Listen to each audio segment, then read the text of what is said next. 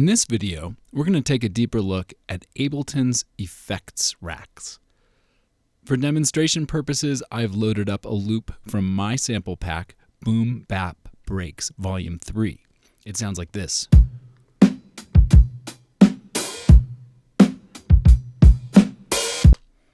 Down in the effects chain area at the bottom of the screen, we're going to add a compressor.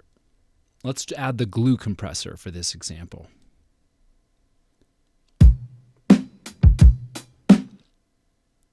I'm going to add a little bit of compression by lowering the threshold a few dB, changing the release to auto, and enabling soft clip.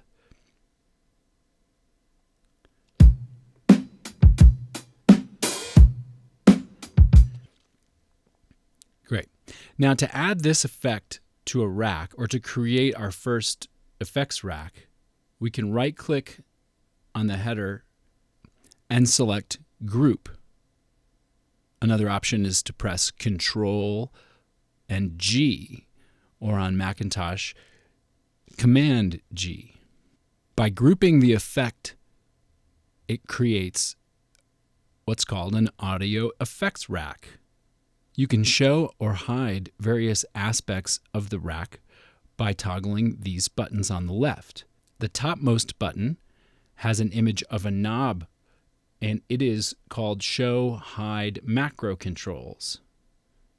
These macro controls can be assigned to almost any parameter within the rack, within any device, and then controlled from the surface using these 8 knobs. You can minimize the number of knobs for the macro section down to 1, or maximize up to 16 macro knobs. So you can customize your layout depending on how much control you want or need for the rack. For this example, we'll use 4 macro knobs to keep things simple.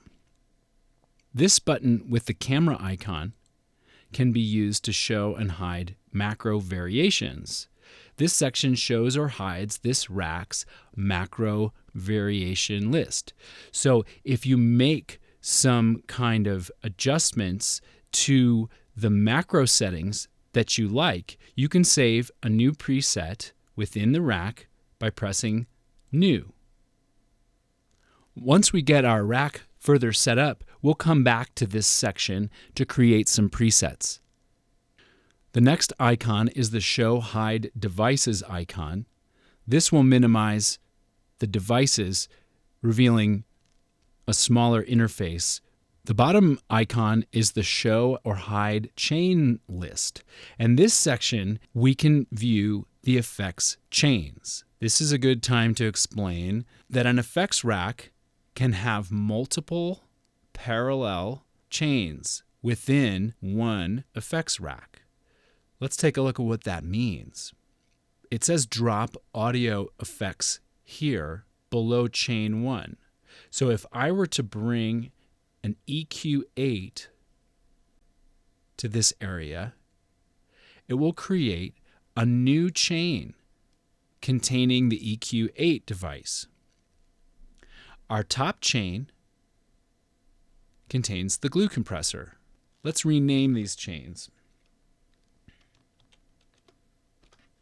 Now what's happening here is the audio signal is coming into the rack at the left, and it is splitting equally into 2 channels, glue compressor and equalizer, EQ8. At the end of these chains, they are automatically recombined by the rack and have a single stereo output. This is a very powerful feature. On either of our effects chains that we've created within this rack, we can drag as many devices as we would want to each chain. Let's take a look at how to map a control to one of the macro knobs. Let's take the threshold in the glue compressor from the top chain, right-click on it, And you can see that there's a dialog for mapping to macro. So let's map to macro 1. It automatically enables macro 1. It names it threshold. You can change the name.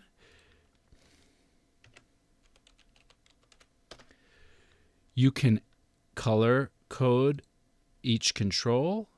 And now that we've created a macro control, you can save various settings as presets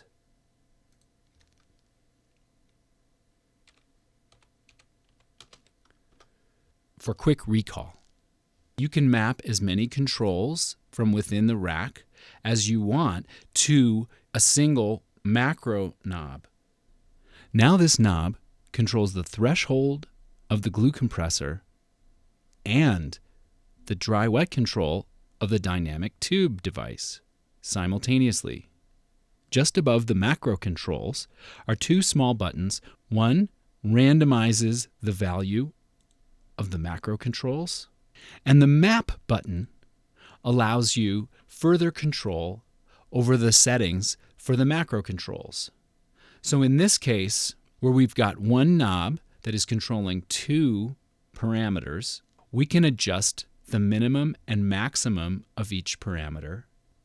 In addition to setting the minimum and maximum amounts, we can change the direction of the knob by changing the values to be minimum 100%, maximum 0%.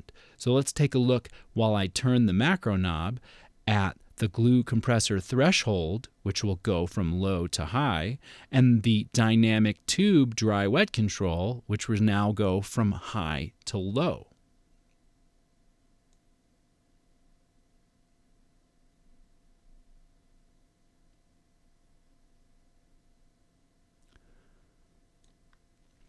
I can close the macro mapping view with the same button. There's an enormous potential for creative combinations here. For this next example, let's create an effects rack that is a multi-band splitter.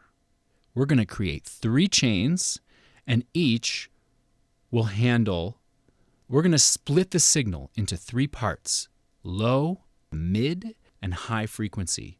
And we're going to create a chain for each.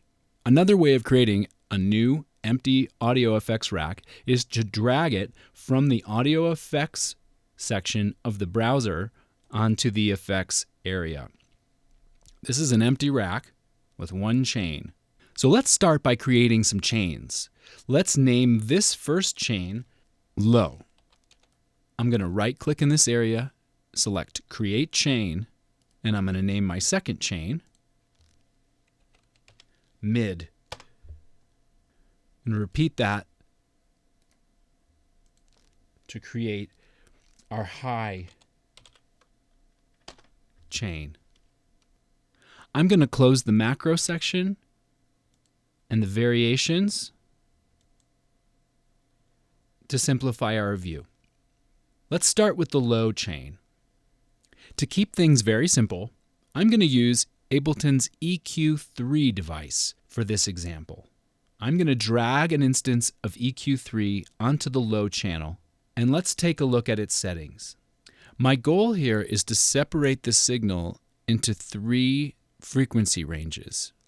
Since the low chain is only going to allow the low frequency information to pass, we're going to mute the mid and high bands of this EQ. So this EQ3 is only passing low frequency information. Let's repeat this step for the mid and the high. I'm going to color code each of these just so it's easier to see. I'm going to drag an EQ3 onto the mid chain, and I'm going to disable the low and the high frequency. You can see how EQ3 makes for an easy device to do this. Let's repeat for the high chain, and we're going to disable the low and the mid. Let's check our work. So the low chain has only the low frequencies enabled, and the mid and high has been muted.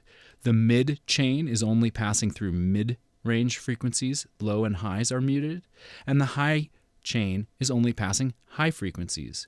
So what we have created is a rack that sound comes in and is split into 3 frequency bands. This is called multiband processing. We can now process the low frequency information with a separate device from the mid and the high information. Let's put a saturator on the low chain and add just a little bit of drive. This is only going to affect low frequencies.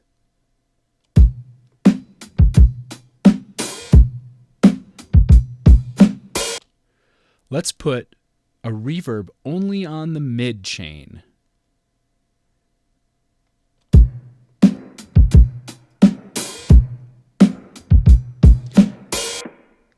You can solo a chain and hear only what's happening on that specific chain.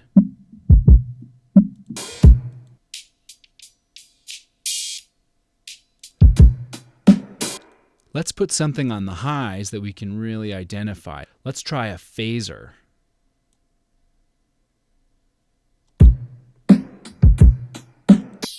That's only on the high chain.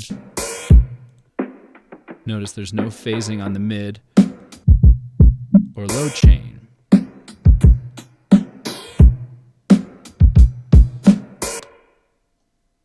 As you can see, this is just the tip of the iceberg, and you can use your creativity to create an endless combination of audio devices within audio effects racks in Ableton Live. Let's map some of these controls up to the macro section. In the low chain, I'm going to map the drive to macro 1.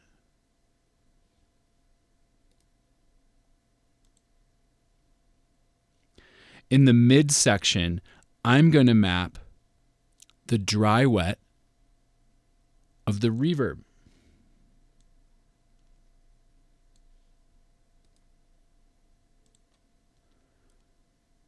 In the high section, I'm going to map the dry wet of the phaser.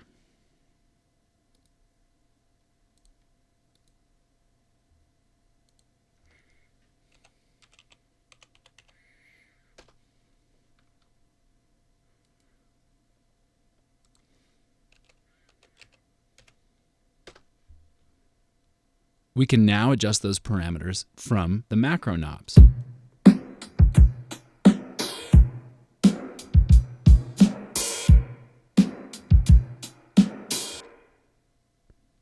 If we like a particular combination of macro settings, we can save ourselves a variation.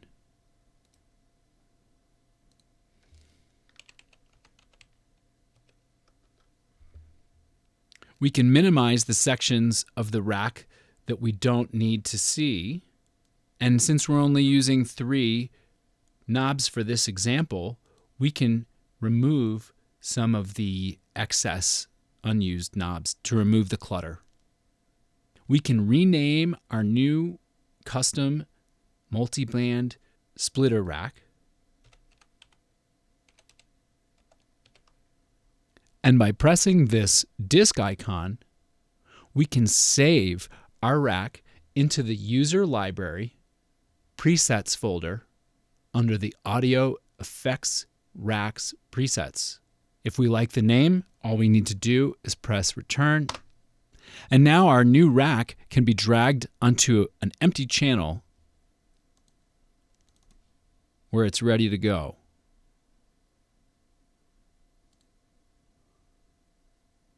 A great way to learn about effects racks is by going to the presets in the Ableton library under Audio Effects Rack. There are a great deal of audio effects rack presets foldered into various categories. For instance, under the Performance and DJ folder, we've got a whole bunch of creative presets. For an example, I'm just going to drag AT Drum Effects Rack from the Performance and DJ category. And I'm going to press play and just turn some knobs, and let's see what this thing does.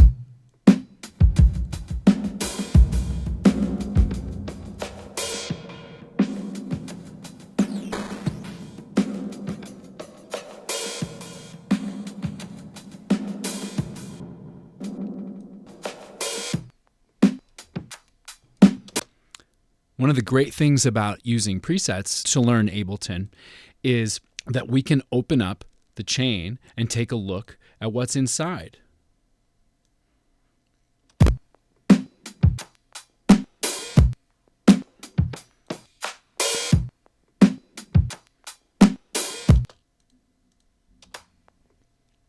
Make sure to open and inspect any of the effects rack presets that you like to see what devices and settings are being utilized. It's a great way to learn how to make your own effects racks.